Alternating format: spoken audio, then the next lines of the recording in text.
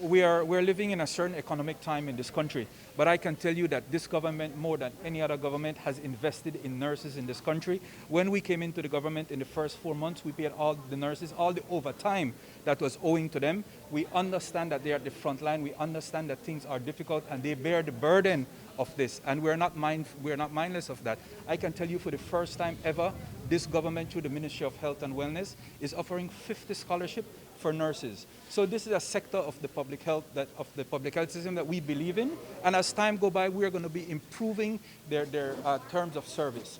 We cannot compete with the first world. The fact that nurses leave us every year is not new.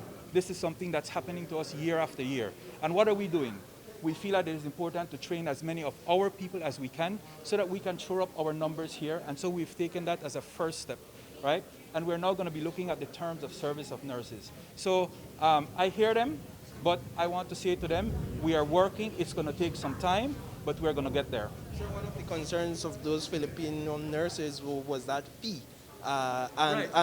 So can you speak to the release that I think it came out to your ministry stating that that fee had been waived for over the past year. So what's the issue there? Well, we don't believe it's an issue because, in fact, there was a directive, there was a memorandum coming out of the Ministry of Immigration from last year stating that those fees have been waived. I also know that they were complaining about this exam that they have to take.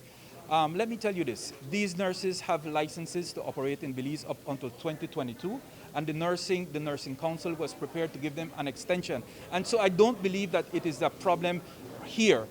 The situation is they are getting better pay elsewhere, and that is why they're leaving. But they were under the impression that they had to pay those fees. Which I don't understand, because there was a circular, it is in writing. I do not know what happened there, but I cannot see how that was a reason for them leaving.